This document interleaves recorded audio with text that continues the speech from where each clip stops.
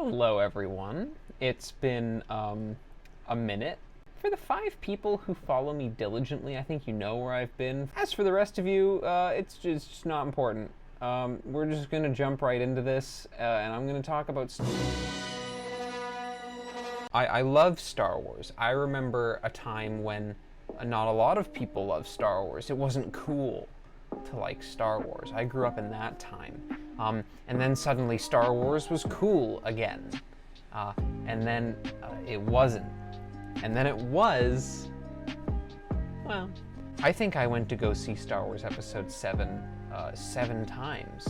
And it was great. Everyone, mostly everyone, the majority of people like Star Wars. It was optimistic. It was like a fresh start. Turn off the flash, you fucking moron! And then people didn't love Star Wars. Dare I say they hated it.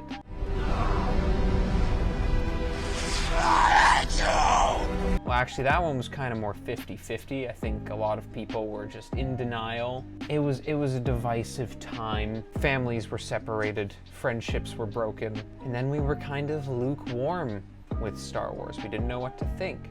And then, oh, suddenly, we love it again. It's great. Look at this. This is awesome. And, oh, now we hate it. I think, where are we now? I think as of late, we are crying about how much we love Star Wars. That's where we are at the moment. That's where the clock is. And that's okay. Emotions are fine. Aren't they? Unless I missed something. Point is, it's Star Wars. And that's just how it is. And you just have to accept that. And in the spirit of that reactionary behavior, I would like to post something completely non-controversial. What is that? Well, if you haven't guessed by the title already, or you've already gone to the comments, it's the proper way to watch Star Wars. Whoa. Wait a second, Stevie. You can't just go and make something like that objective.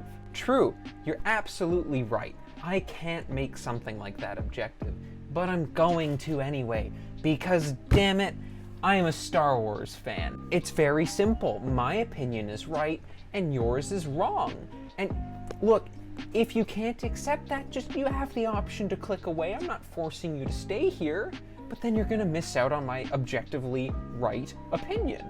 Jokes aside, obviously, yes, this is my opinion.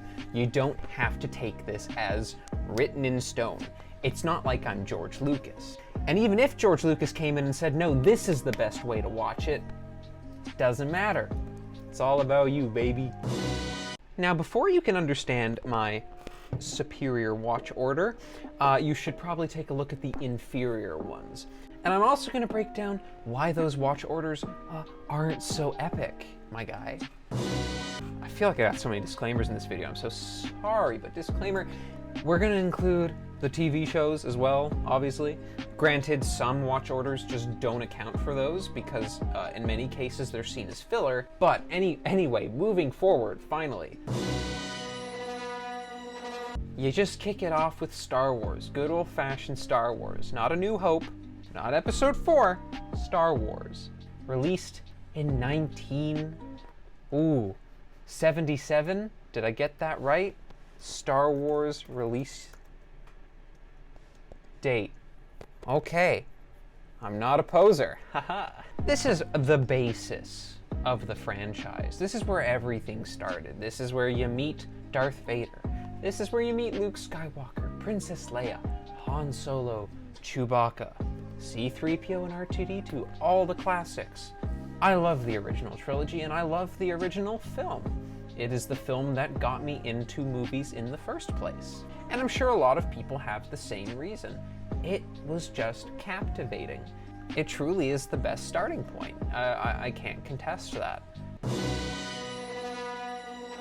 The sequel to Star Wars, one of the best sequels in history, one of my favorite movies of all time. You know, you get to understand Luke and his motivations. Han, he's kind of not, he's going a little bit soft. He's flip-flopping between whether he wants to stay with the rebellion or leave and continue his smuggling life. Luke learns some Force shit from a little green Yoda, always fun. and then has some troubling news about his parentage. Also, Boba Fett, he's cool. Also, love Lando. Episode 6, baby. We're here. Everything's coming to a head. We confront the Emperor. Luke and Vader have their showdown. We end with a triumphant celebration. It is perfect. There is closure. I love. And then we go all the way back to... Honestly, at this point, if you're not watching the prequel trilogy because you like the memes, why are you even watching them? I watch them for the story. These movies are great, but not because they are good movies, because they are good entertainment. For me, the prequels have become almost a religious experience because I grew up on the prequels. I loved the prequels. Then I grew to hate the prequels, and then I grew to love them again because of the memes. So many memes. I don't like sand. High ground. Hello there. General Kenobi. Unlimited power. That time when he did the spinny thing and made the screamy noise. Worst case scenario, just make it a drinking game every time there's a prequel meme. Take a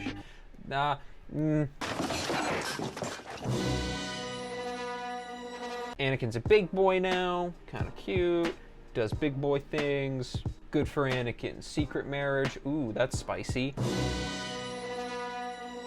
Big fight between the boys, very sad. I get a little bit emotional at the high ground scene, the "you were my brother, I loved you," that a little bit of a, just a little bit, but you know, like, so that's a redeemable quality, so I can give it that.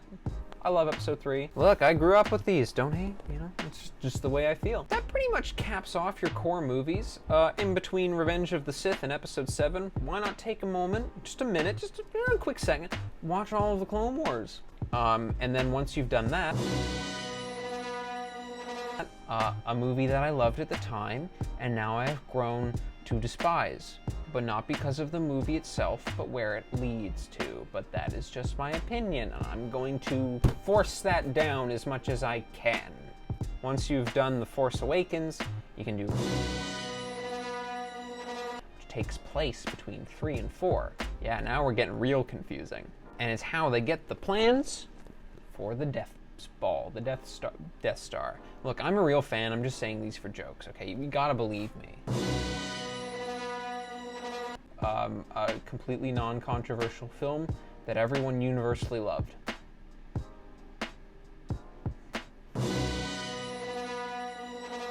Don't forget to watch Solo, because I actually forgot to write it down. So that in itself is a review, maybe.